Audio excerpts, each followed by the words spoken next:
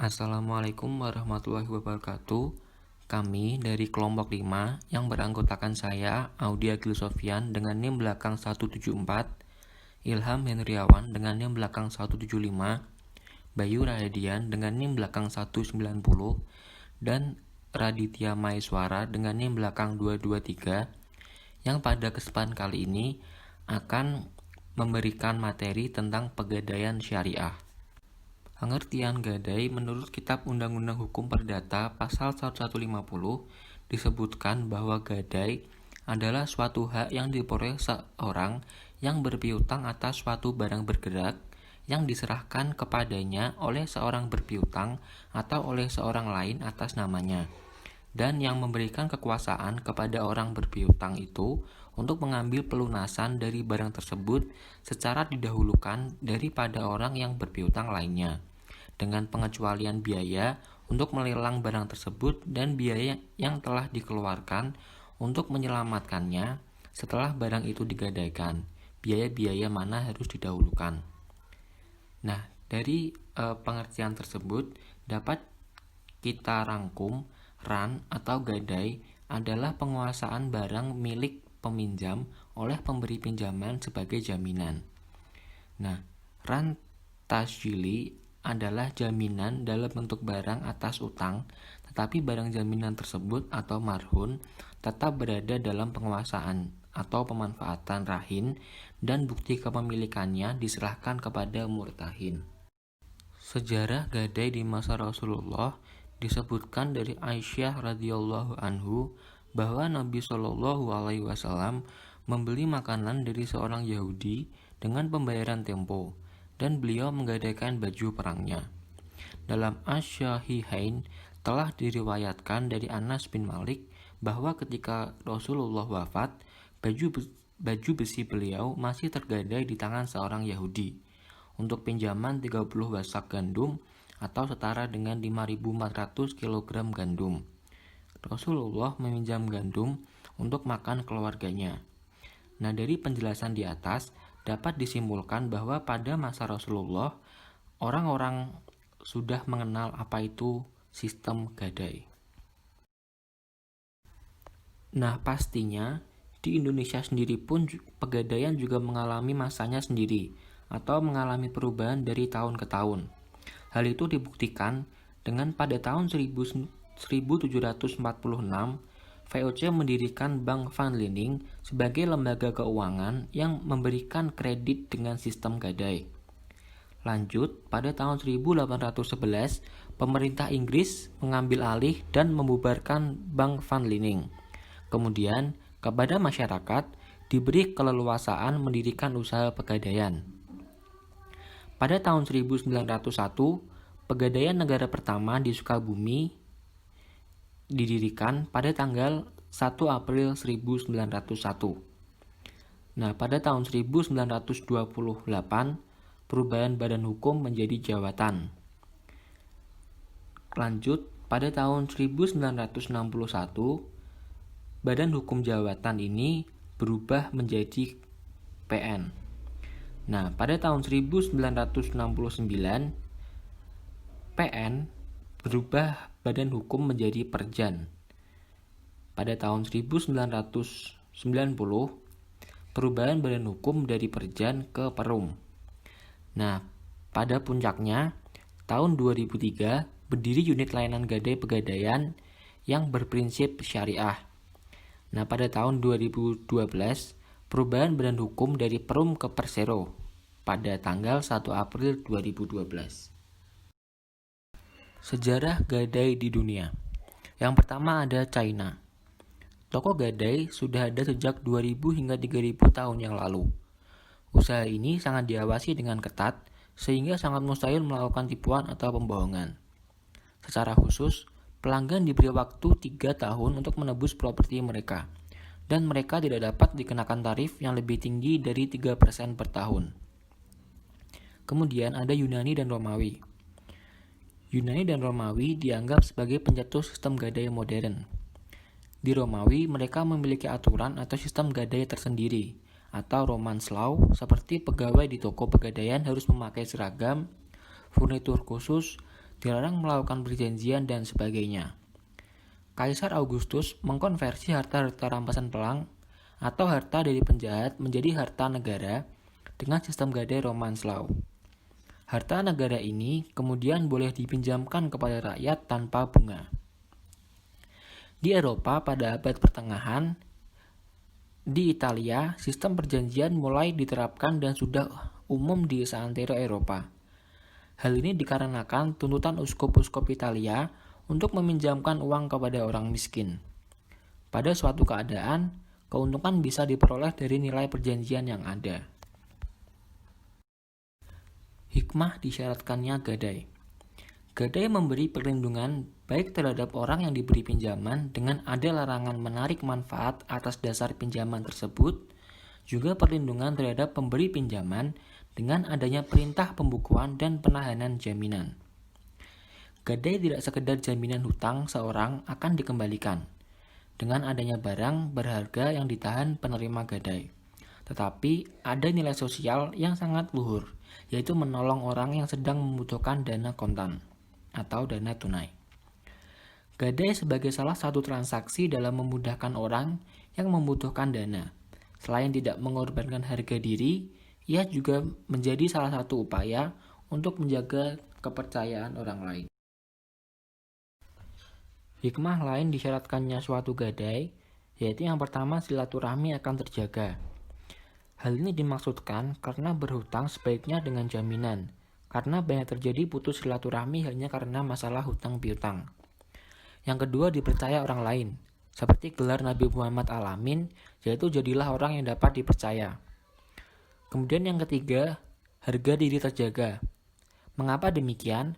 Karena terpuji di mata orang yang memberi jaminan karena memiliki harta, dan motivasi diri untuk membayar, yaitu menebus barang jaminannya.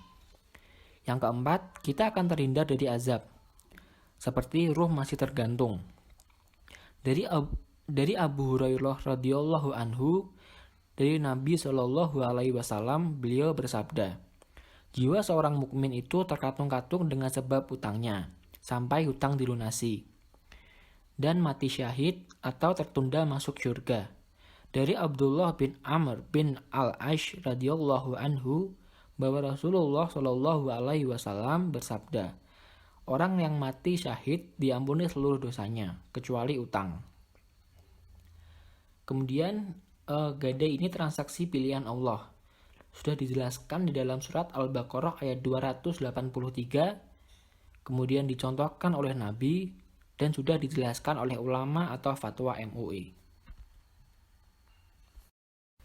Bisa kita lihat aktivitas sederhana saat akad pada skema ini, yaitu yang pertama nasabah atau rahin menyerahkan barang atau marhun kepada pegadaian syariah. Nah, kemudian pegadaian syariah akan menerima dan menyimpan barang jaminan nasabah atau marhun. Nah, setelah diterima, kemudian pegadaian syariah menyerahkan uang pinjaman atau marhun bih kepada nasabah, yang nanti nasabah tersebut akan menerima uang pinjaman dari pegadaian syariah. Nah, rukun menurut jumhur ulama, yaitu pertama ada sikhat atau lafal izab dan qabul. Kemudian yang kedua, orang yang berakad, yaitu rahin dan murtahin. Kemudian ada harta atau marhun dan juga utangnya atau marhun bih. Nah, menurut rukun menurut KHES pasal 373, yaitu yang pertama ada murtahin, yang kedua ada rahin, yang ketiga ada marhun, yang keempat ada marhun bih atau utangnya, dan yang kelima ada akad. Di sini saya akan meneruskan materi yang telah disampaikan oleh Audi Agil. Hak dan kewajiban transaksi ran. Murtahin mempunyai hak untuk menahan marhun sampai semua hutang rahin dilunasi. Marhun dan manfaatnya tetap menjadi milik rahin. Pada prinsipnya, marhun tidak boleh dimanfaatkan oleh murtahin kecuali seizin rahin, dengan tidak mengurangi nilai marhun, dan pemanfaatannya itu sekedar pengganti biaya pemeliharaan dan perawatan. Pemeliharaan dan penyimpanan marhun pada dasarnya menjadi kewajiban rahin, namun dapat dilakukan juga oleh murtahin. sedangkan biaya dan pemeliharaan penyimpanan tetap menjadi kewajiban rahim. Berikut merupakan contoh surat bukti RAN di Pegadaian Syariah. Yang selanjutnya, hak dan kewajiban transaksi RAN. Pertama, Rahin dapat meminta penundaan lelang sebelum jatuh tempo dengan mengisi formulir yang telah disediakan. Penundaan lelang dikenakan biaya sesuai dengan ketentuan yang berlaku di murtahin. Setelah itu, Rahin berhak memperoleh uang kelebihan dari hasil lelang apabila ada selama 12 bulan. Jika tidak diambil lebih dari 12 bulan, disepakati menjadi dana sedekah. Rahin berhak mendapat penggantian atas kerusakan atau hilang yang tidak disebabkan oleh suatu bencana alam yang telah ditetapkan oleh pemerintah. Setelah itu, Rahin berkewajiban untuk membayar pelunasan yang terdiri dari marhun, bih, mu'nah, dan biaya proses lelang, jika ada. Setelah itu membayar jasa penitipan apabila marhun bih telah dilunasi. Namun, Rahin belum mengambil marhun 10 hari setelah tanggal pelunasan. Selanjutnya, jika hasil penjualan lelang tidak mencukupi untuk melunasi kewajiban kepada murtahin, maka Rahin wajib membayar kekurangan tersebut. Apabila Rahin meninggal dunia dan terdapat hak dan kewajiban terhadap murtahin ataupun sebaliknya, maka hak dan kewajiban tersebut dibebankan kepada ahli waris Rahin sesuai dengan ketentuan waris dalam Hukum Republik Indonesia. Selanjutnya ada akad perjanjian transaksi RAN. Akad RAN dibolehkan hanya atas utang piutang atau al-dain yang antara lain timbul karena akad qard, jual beli atau al-bai yang tidak tunai, atau akad sewa menyewa atau ijarah yang pembayaran ujrahnya tidak tunai. Menurut Fatwa DSN MUI nomor 92 tahun 2014, dalam akad gadai terdapat 3 akad paralel, yaitu qard, RAN, dan ijarah. Selanjutnya ada pemanfaatan marhun dan berakhirnya akad RAN. Yang pertama, pemanfaatan marhun, akad RAN. Marhun dan manfaatnya tetap menjadi milik Rahin.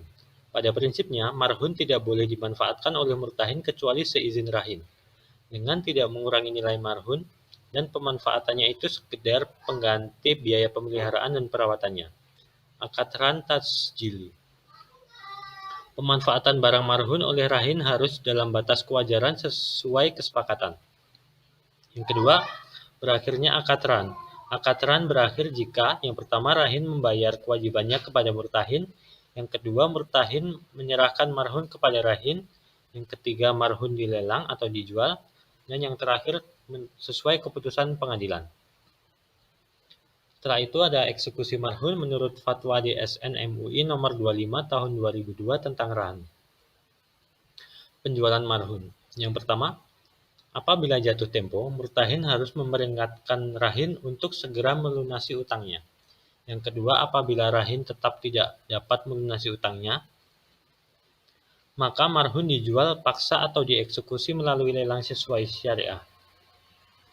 Yang ketiga, hasil penjualan marhun digunakan untuk melunasi utang, biaya pemeliharaan, dan penyimpanan yang belum dibayar, serta biaya penjualan. Dan yang keempat, kelebihan hasil penjualan menjadi milik Rahin dan kekurangannya menjadi kewajiban Rahin. Apabila terjadi wan prestasi atau tidak dapat melunasi utangnya, marhun dapat dijual paksa atau dieksekusi langsung baik melalui lelang atau dijual ke pihak lain sesuai prinsip syariah. Rahin memberikan wewenang kepada murtahin untuk mengeksekusi barang tersebut apabila terjadi wan prestasi atau tidak dapat melunasi utangnya. Eksekusi marhun menurut KHEI tahun 2008, Peraturan Mahkamah Agung nomor 2 tahun 2008. Yang pertama, apabila telah jatuh tempo, pemberi gadai dapat mewakilkan kepada penerima gadai atau penyimpan atau pihak ketiga untuk menjual harta gadainya. Yang kedua, apabila jatuh tempo, penerima gadai harus memperingatkan pemberi gadai untuk segera melunasi utangnya. Selanjutnya, apabila pemberi gadai tidak dapat melunasi utangnya, maka harta gadai dijual paksa melalui lelang syariah. Yang keempat, hasil penjualan harta gadai digunakan untuk melunasi utang, biaya penyimpanan, dan pemeliharaan yang belum dibayar serta biaya penjualan. Yang kelima, kelebihan hasil penjualan menjadi milik pemberi gadai dan kekurangannya menjadi kewajiban pemberi gadai. Setelah itu, jika pemberi gadai tidak diketahui keberadaannya, maka penerima gadai boleh mengajukan kepada pengadilan agar pengadilan menetapkan bahwa penerima gadai boleh menjual harta gadai untuk melunasi utang pemberi gadai. Dan yang terakhir, jika penerima gadai tidak menyimpan dan atau memelihara harta gadai sesuai dengan akad, maka pemberi gadai dapat menuntut ganti rugi.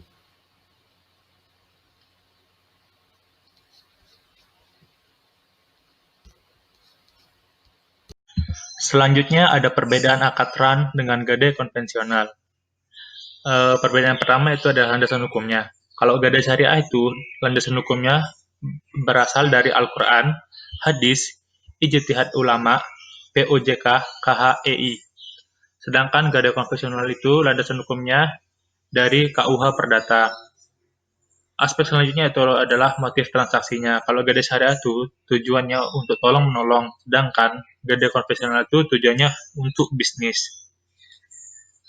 Aspek ketiga yaitu cara memperoleh pendapatan.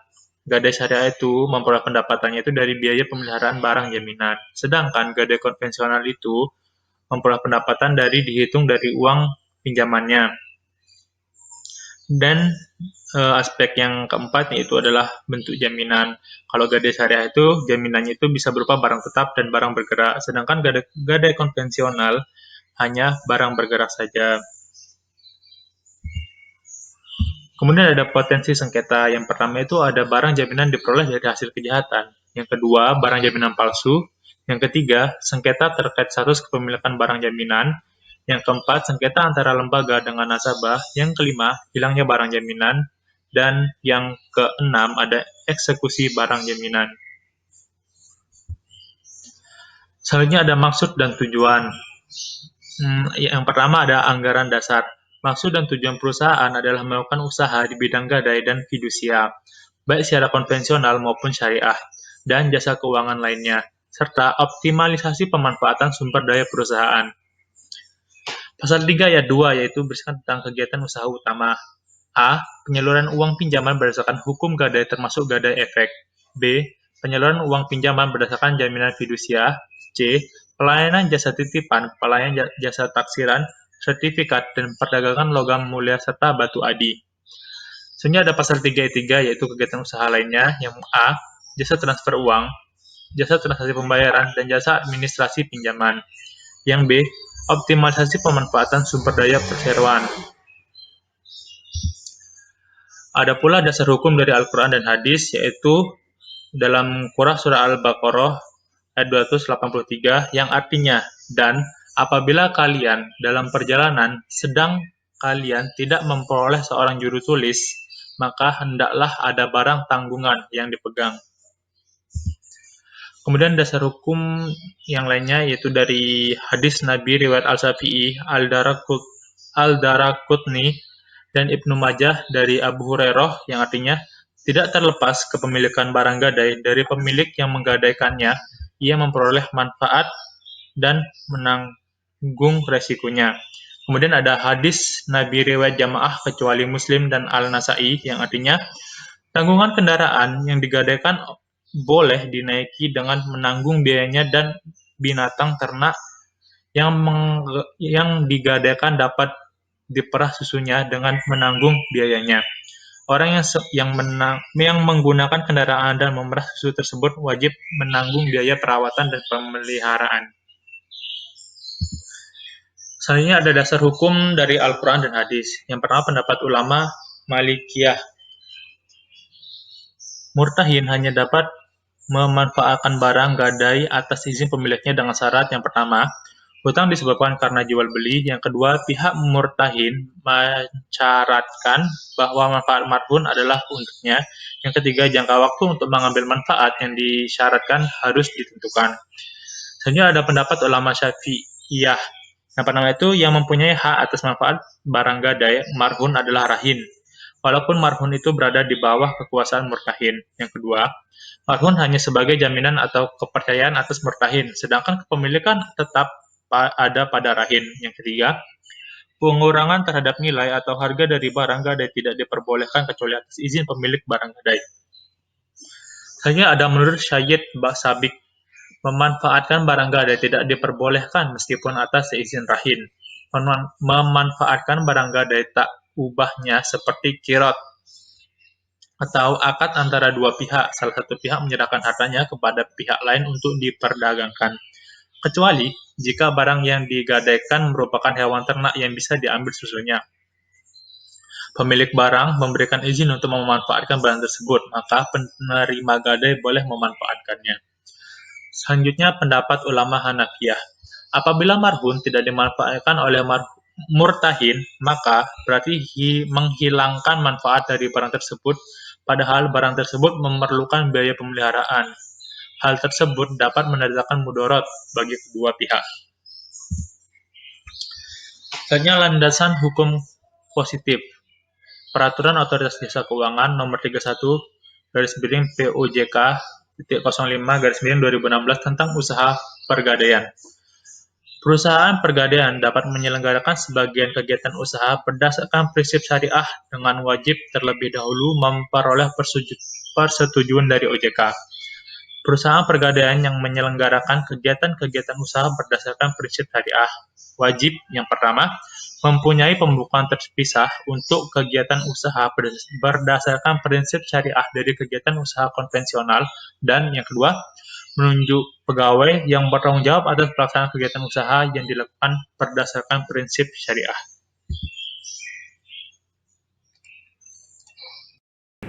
Terima kasih atas kesempatannya. Di sini saya akan melanjutkan presentasi dari kelompok kami dan mengenai landasan hukum positif.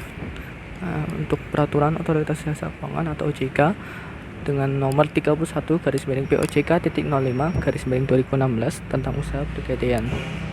Nomor 1, perusahaan pergadaian yang menyelenggarakan kegiatan usaha berdasarkan prinsip syariah wajib mengangkat paling sedikit 1 orang TPS. Nomor 2, TPS wajib diangkat dalam rapat umum pemegang saham atau rapat anggota setelah memperoleh rekomendasi Dewan Syariah Nasional Majelis Ulama Indonesia. Nomor 3, bagi perusahaan pergadaian yang berbentuk badan hukum koperasi, pengangkatan TPS dapat pula dilakukan setelah memperoleh sertifikasi pelatihan TPS dari Dewan Syariah Nasional Majelis Ulama Indonesia. Nomor 4, TPS dapat diangkat oleh satu atau beberapa perusahaan pergadaian secara bersama-sama.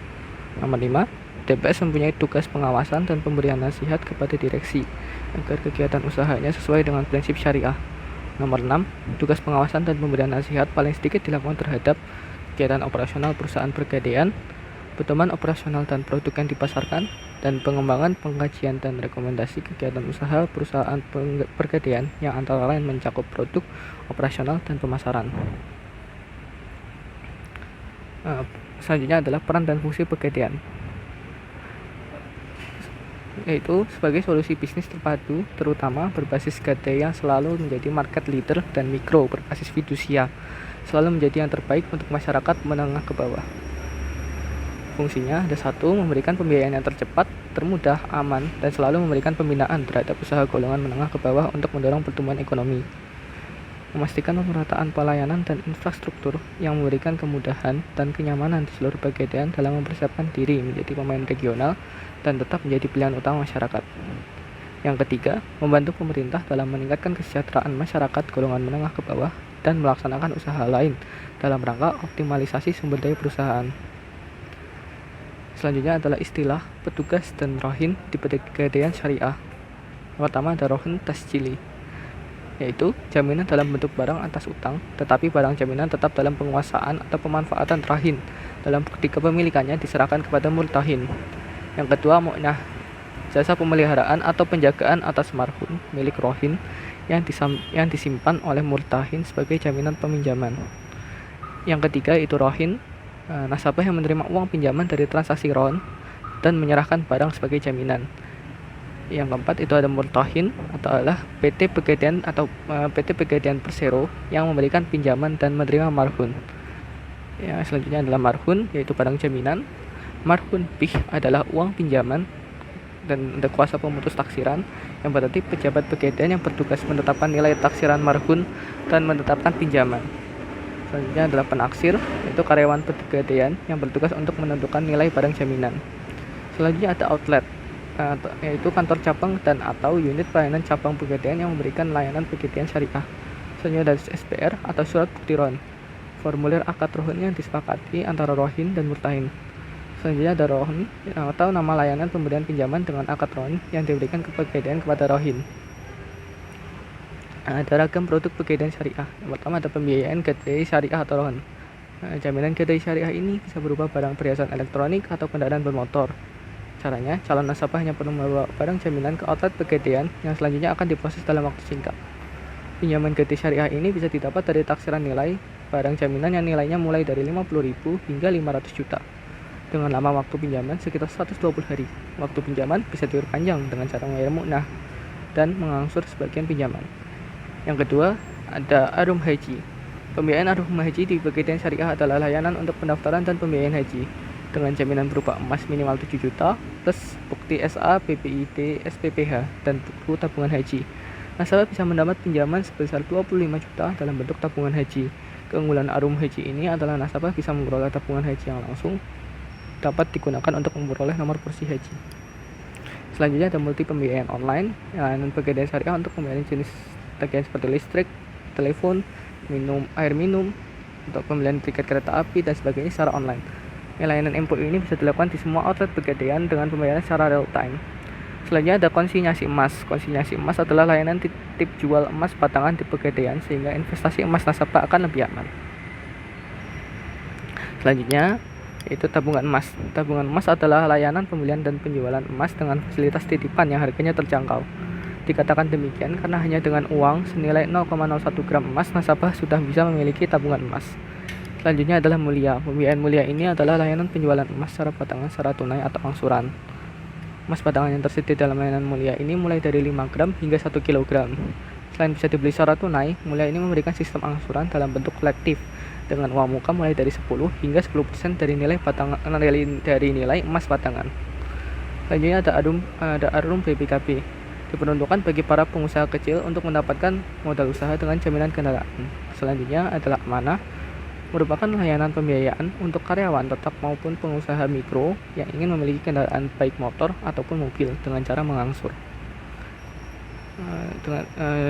Dengan itu kami cukupkan untuk presentasi dari kelompok kami. Apabila ada salah kata mohon dimaafkan.